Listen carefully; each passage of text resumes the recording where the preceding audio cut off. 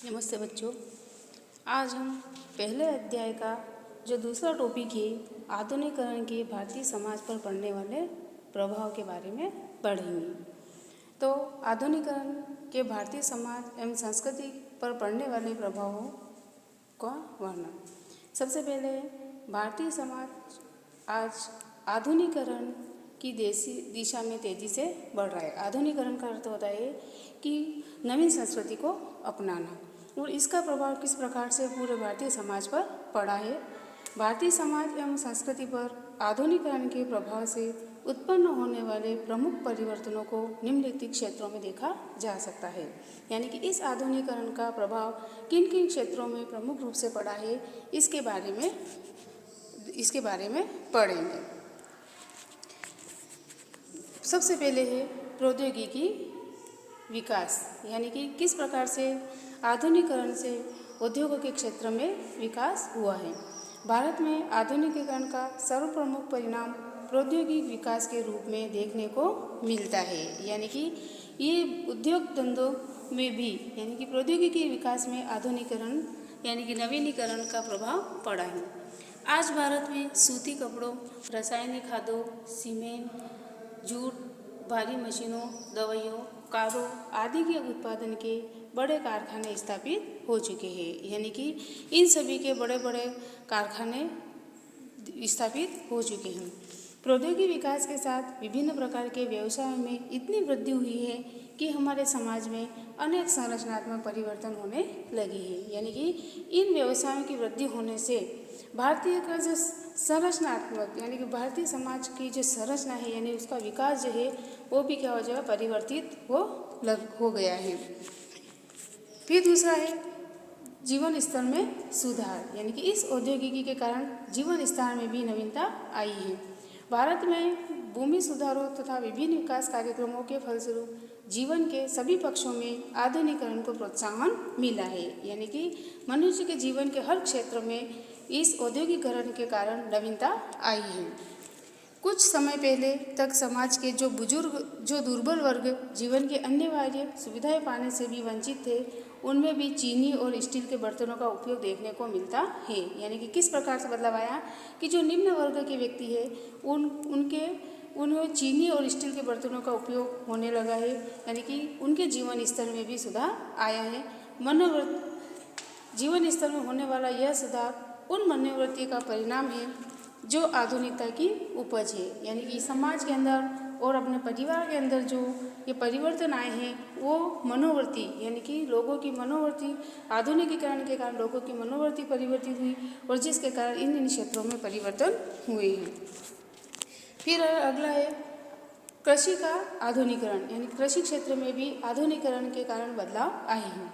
आधुनिकता का स्पष्ट प्रभाव ग्रामीण समाज पर देखने को मिलता है, जहाँ कृषि की नई प्रविधियों का प्रयोग बढ़ता जा रहा है। कृषि की नई प्रविधि का मतलब कि कृषि करने के जो नए तरीके हैं उनका प्रयोग देखने को मिलता है। अब अधिकांशतः ग्रामीण ट्रैक्टर, कल्टीवेटर, पंपिंग सेटों, थ्रेशर या स्प्रेशर का आदि का प्रयोग करके कृषि उत्पादन को बढ़ाने में लगे हैं। यानी कि नवीनीकरण के कारण नवीन मशीनों का उपयोग करके अपनी कृषि के क्षेत्र में भी उन्होंने कृषि के क्षेत्र को भी बढ़ाया है। कृषि के आधुनिकीकरण से गांव और नगर के लोगों की दूरी कम हुई है। यानी कि नवीन मशीनों या यातायात की सुविधा होने से भी गांव और नगर की जो दूरी थी वो भी कम हुई, तथा ग्रामीणों का विस्तृत जगत से संपर्क बढ़ने लगा है। यानी कि ग्रामीण क्षेत्रों का विस्तृत नगरों से, यानी कि बड़े बड़े नगरों से भी संपर्क बढ़ने लगा है। किस कारण से? आधुनिकीकरण के कारण। फिर अगला है समाज सुधार को प्रोत्साहन। इस आधुनिकीकरण का समाज सुधार को कैसे प्रोत्साहन प्राप्त हुआ? आधुनिकीकरण का सामाजिक संरचना में सबसे स्पष्ट प्रभाव समाज सुधार की प्रक्रिया के रूप में देखने को मिलता है। यानी कि इस आधुनिकीकरण कारण समाज की जो रूढ़िवादिता है या उनके रीति रिवाज है उसमें भी परिवर्तन परिलक्षित हुए हैं। आधुनिकीकरण से उत्पन्न होने वाली मनोवृत्तियों के परिणाम स्वरूप उन अंधविश्वासों और कुरीतियों का प्रभाव तेजी से कम होने लगा है। यानी कि मनोवृत्ति परिवर्तन यानी आधुनिकीकरण के कारण लोगों के सोच विचार में बदलाव आया, और जिसके कारण समाज के अंदर जो अंधविश्वास थे, कुरीतियाँ थी, इन सब में भी कमी आई है। जो सैकड़ों वर्षों से भारतीय सामाजिक जीवन को विघटित कर रही थी। और ये जो अंधविश्वास और कुरीतियाँ हैं, ये लंबे समय से क्या करती थी, भारतीय समाज को यानी कि एक कटने का कार्य, यानी भारतीय समाज को छोटा करने का कार्य कर रही थी। अस्पृश्यता, पर्दा प्रथा, बहुपत्नी विवाह तथा दहेज प्रथा जैसी सामाजिक कमजोरियाँ क्षीण होती जा रही है। यानी कि ये सभी जो सामाजिक बुराइयां हैं, ये भी आधुनिकीकरण के कारण समाज के अंदर कम यानी पूर्ण रूप से समाप्त हो चुकी है। फिर अगला है शिक्षा का प्रसार, यानी कि इस आधुनिकीकरण के कारण शिक्षा में कैसे बदलाव आए हैं। आधुनिकीकरण का एक अन्य प्रभाव शिक्षा के प्रति लोगों की मनोवृत्तियों में व्यापक परिवर्तन होना है। आज अधिकांश माता पिता आर्थिक तंगी के बाद भी अपने बच्चों को अच्छी शिक्षा देने के पक्षधर है। यानी कि आर्थिक आधुनिकी के कारण लोगों की सोच में परिवर्तन आया और वो अपने बच्चों को किससे, शिक्षा से जोड़ने लगे हैं। इसी के फलस्वरूप शिक्षित लोगों के प्रतिशत तथा शिक्षा के स्तर में व्यापक सुधार हो सका है। और इस नवीनीकरण के कारण शिक्षा के स्तर भी बढ़ा है। फिर अगला है सामाजिक मूल्यों एवं मनोवृत्तियों में परिवर्तन।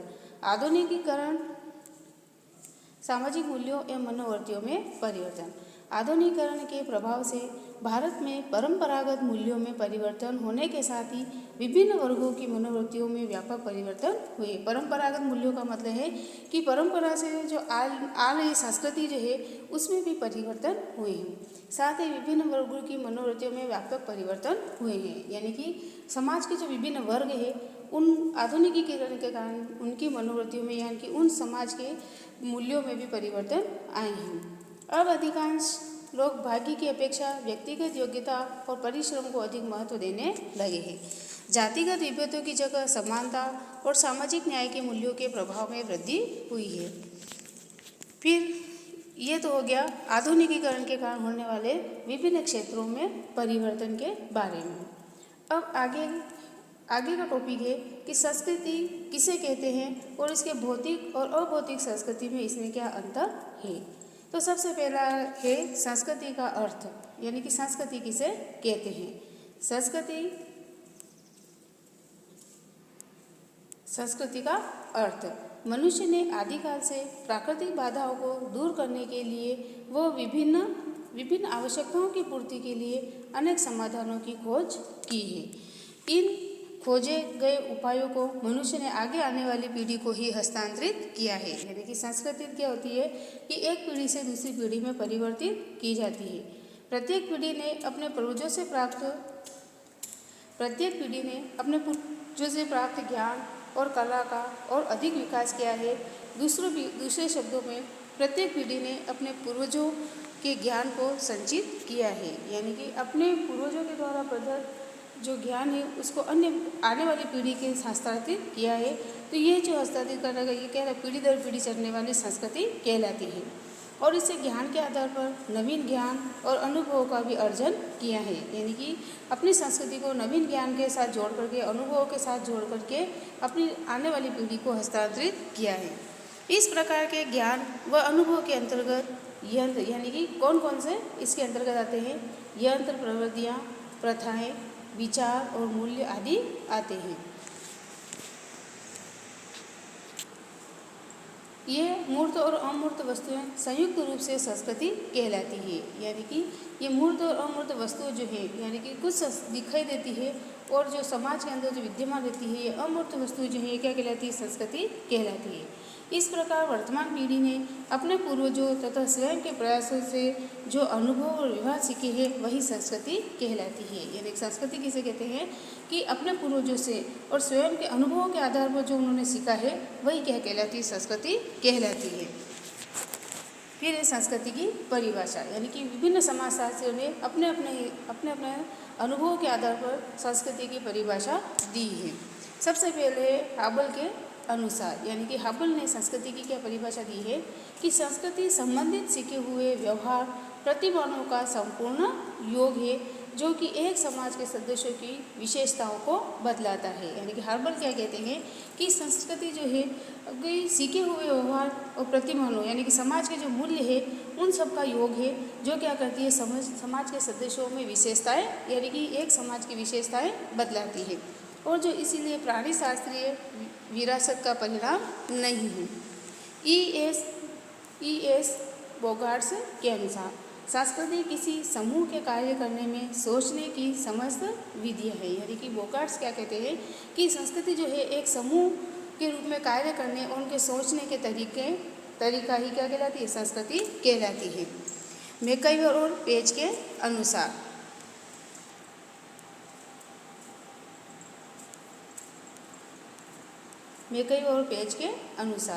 इनके अनुसार संस्कृति है कि संस्कृति हमारे दैनिक व्यवहार में कला, साहित्य, धर्म, मनोरंजन और आनंद में पाए जाने वाले रहन सहन और विचारों के ढंगों में हमारी प्रकृति की अभिव्यक्ति है। मैकइवर पेज ने क्या कहा कि संस्कृति जो है जो हमारे दैनिक व्यवहार को परिलक्षित करती है, हमारे समाज की कला, साहित्य, धर्म, मनोरंजन और हमारे आनंद में पाए जाने वाले हमारे रहन सहन में आने वाले बदलाव को ही क्या कहते हैं, संस्कृति। ये जो अभिव्यक्ति होती है, जो व्यक्ति अपने विचार प्रकट करता है, यही क्या कहलाती है, संस्कृति कहलाती है। उपयुक्त परिभाषाओं से स्पष्ट है कि संस्कृति यानी कि इन सब परिभाषाओं से स्पष्ट होता है कि संस्कृति जो है दैनिक जीवन में पाई जाने वाली समस्त वस्तुएं आती है। यानी कि मनुष्य के जीवन में आने वाली प्रत्येक क्षेत्र क्या कहलाता है, संस्कृति कहलाती है। मनुष्य भौतिक, मानसिक तथा प्राणी शास्त्रीय रूप से जो कुछ पर्यावरण से सीखता है उसी को संस्कृति कहा जाता है। यानी कि मनुष्य भौतिक और अभौतिक, मानसिक, प्राणी शास्त्रीय के रूप में जो पर्यावरण से सीखता है वही उसके लिए क्या बन जाती है, संस्कृति बन जाती है। फिर है संस्कृति के प्रकार। टायलर के अनुसार संस्कृति एक जटिल समग्रता है जिसमें ज्ञान, विश्वास, कला, नैतिकता, कानून, प्रथा तथा ऐसी ही अन्य किसी भी योग्यता और आदत का समावेश रहता है। यानी कि ये सभी जो है वो मनुष्य से जीवन से जुड़े रहते हैं, जिन्हें मनुष्य समाज का सदस्य होने के नाते अर्जित करता है। आर्गवन ने संस्कृति को दो भागों में विभाजित किया है। यानी आर्गवन ने संस्कृति को दो प्रकार के भागों में बांटा है। सबसे पहला है भौतिक संस्कृति। मनुष्यों ने अपनी आवश्यकताओं के कारण अनेक आविष्कारों का जन्म दिया है। ये आविष्कार हमारी संस्कृति के भौतिक तत्व कहलाते हैं। यानी कि मनुष्य ने जैसे जैसे आवश्यकता होती गई और उस आवश्यकता के आधार पर उसने नवीन आविष्कार किए तो वही हमारे लिए क्या होगी, भौतिक संस्कृति बन गई। बाह्य रूप से संबंधित भौतिक संस्कृति को ही सभ्यता कहा जाता है। जैसे मोटर, रेलगाड़ी, हवाई जहाज, मेज कुर्सी, बिजली का पंखा आदि सभी भौतिक तत्व भौतिक संस्कृति अर्थात सभ्यता के ही प्रतीक है। यानी कि मनुष्य जिन वस्तुओं का प्रयोग अपने दैनिक जीवन में करता है, जिन सुख सुविधाओं का प्रयोग अपने दैनिक जीवन में करता है, वही क्या कहलाती है, भौतिक संस्कृति कहलाती है। संस्कृति के भौतिक पक्ष को मैथ्यू आर्नल्ड, अल्फ्रेड वेबर और मैकइवर और पेज ने सभ्यता कहा है। भौतिक संस्कृति अर्थात सभ्यता को परिभाषित करते हुए मैकइवर तथा पेज ने लिखा है कि मनुष्य ने अपने जीवन की दशाओं पर नियंत्रण करने के प्रयत्न में जिस संपूर्ण कला विन्यास की रचना करी उसे सभ्यता कहते हैं। यानी कि मनुष्य अपने जीवन को आगे बढ़ाने के लिए, अपनी सुविधाओं के लिए जो उन्होंने परिवर्तन किए वही उनके लिए सभ्यता कहलाई। क्लाइव बेल के अनुसार सभ्यता मूल्यों के ज्ञान के आधार पर स्वीकृत किया गया तर्क और क्लाइव ने बेल अपने तर्क के आधार पर कठोर एवं वेदनशील बनाया गया मूल्यों का ज्ञान है। फिर है अभौतिक संस्कृति। अभौतिक संस्कृति किसे कहा जाता है?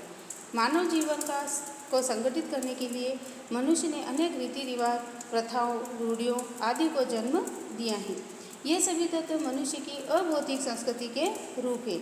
ये तत्व अमूर्त तत्वों का योग है जो नियमों, उपनियमों, रूढ़ियों, रीति रिवाजों आदि के रूप में मानव व्यवहार को नियंत्रित करती है। यानी कि समाज से जुड़ी हुई जो रीति रिवाज है और उनकी जो परंपराएं हैं वो क्या कहलाती है? अभौतिक परिवर्तन कहलाते हैं। इस प्रकार संस्कृति के अंतर्गत वे सभी चीज़ें सम्मिलित की जा सकती है जो व्यक्ति की आंतरिक व्यवस्था को प्रभावित करती है। दूसरे शब्दों में संस्कृति में वे पदार्थ सम्मिलित किए जा सकते हैं जो मनुष्य के व्यवहारों को प्रभावित करते हैं। यानी कि जो मनुष्य के व्यवहारों को प्रभावित करती हैं वो क्या कहलाती है? अभौतिक संस्कृति कहलाती है। टायलर ने भौतिक तथा अभौतिक संस्कृति के निम्नलिखित प्रमुख भेद यहाँ तक बताए हैं।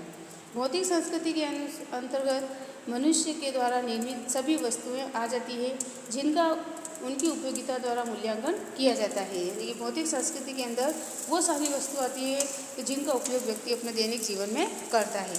जबकि अभौतिक संस्कृति का संबंध मूल्यों अभौतिक संस्कृति का संबंध मूल्यों, विचारों और ज्ञान से है। यानी कि समाज से जुड़ी हुई जो संस्कृति है, जो विचार है, जो ज्ञान है, वो अभौतिक संस्कृति के अंदर आते हैं। भौतिक संस्कृति का संबंध व्यक्ति की बाह्य दशा से होता है, जब है ना भौतिक संस्कृति का संबंध किससे होता है? व्यक्ति की बाह्य दशा से होता है। जबकि अभौतिक संस्कृति का जो संबंध है वो आंतरिक अवस्था से होता है। अभौतिक संस्कृति का संबंध मनुष्य के आंतरिक व्यवस्था से पाया जाता है। यानी कि समाज की जो व्यवस्था होती है वो क्या कहलाती है? अभौतिक संस्कृति कहलाती है। भौतिक संस्कृति में तीव्रता से परिवर्तन होता है, जबकि अभौतिक संस्कृति में धीरे धीरे परिवर्तन होता है। यानी कि भौतिक संस्कृति में यानी कि समाज में नए नए आविष्कार आते रहते हैं, तो इस संस्कृति में परिवर्तन तो जल्दी से होते हैं। जबकि अभौतिक संस्कृति यानी कि समाज के अंदर जो परिवर्तन होते हैं, सामाजिक मूल्यों में जो परिवर्तन होते हैं, वो क्या होते हैं? धीरे धीरे होते हैं। भौतिक संस्कृति का प्रसार तीव्रता से होता है तथा इसे ग्रहण करने हेतु बुद्धि की आवश्यकता होती है। यानी कि भौतिक सुविधाओं का उपयोग करने के लिए बुद्धि की आवश्यकता होती है, जबकि अभौतिक संस्कृति का प्रसार बहुत धीमी गति से होता है। भौतिक संस्कृति आविष्कारों से संबंधित है। यानी भौतिक संस्कृति को किससे जोड़ा गया है? आविष्कारों से जोड़ा गया है। जबकि अभौतिक संस्कृति जो है आध्यात्मिकता से संबंधित है, यानी कि समाज से संबंधित है, उनके मानव मूल्यों से संबंधित है। भौतिक संस्कृति का कितना विकास होगा यह निश्चय अभौतिक संस्कृति ही करती है। भौतिक संस्कृति मानव द्वारा निर्मित वस्तुओं का योग है, जबकि अभौतिक संस्कृति रीति रिवाजों, रूढ़ियों, प्रथाओं, मूल्यों, नियमों और उपनियमों का योग है। भौतिक संस्कृति मूर्त होती है ना, और अभौतिक संस्कृति जो है वो क्या होती है? अमूर्त होती है। भौतिक संस्कृति तो क्या होती है? मूर्त का मतलब दिखाई देना, और अभौतिक संस्कृति अमूर्त होती है, जो दिखाई नहीं देती है। यानी कि समाज के अंदर जो रूढ़िवादियाँ है, प्रथा है, वो दिखाई नहीं देती है, तो इसे अमूर्त कहा गया है। भौतिक संस्कृति मानव आवश्यकताओं की पूर्ति से संबंधित होने के कारण भौतिक संस्कृति मानव आवश्यकताओं की पूर्ति से संबंधित होने के कारण एक साधन है, जबकि अभौतिक संस्कृति जो है भौतिक संस्कृति तो क्या है कि एक साधन है, जबकि अभौतिक संस्कृति व्यक्ति के जीवन यापन का एक तरीका बदलाती है। क्या कि समाज से जुड़ी हुई जो सांस्कृतिक सभ्यता है वो अभौतिक संस्कृति को परिलक्षित करती है। भौतिक संस्कृति का मापदंड उपयोगिता के आधार पर होता है, लेकिन मनुष्य जितनी अपनी उन वस्तुओं का उपयोग करेगा, भौतिक सुख सुविधाओं का उपयोग करेगा, तो उसके आधार पर उसका मापदंड किया जाता है। जबकि अभौतिक संस्कृति हमारी आंतरिक भावनाओं से संबंधित होती है। यानी कि व्यक्ति की जो भावना होती है उसके आधार पर अभौतिक संस्कृति का मापदंड किया जाता है। तो ये तुम्हारे भारतीय संस्कृति पर होने वाले औद्योगिक परिणामों के बारे में बताए हैं। तो ये जो होमवर्क है ये तुम्हें अपनी कॉपी में, ये जो प्रश्न के जो उत्तर है तुम्हें अपनी कॉपी में करने हैं। ये कॉपी अनिवार्य रूप से तुम्हें बनानी है।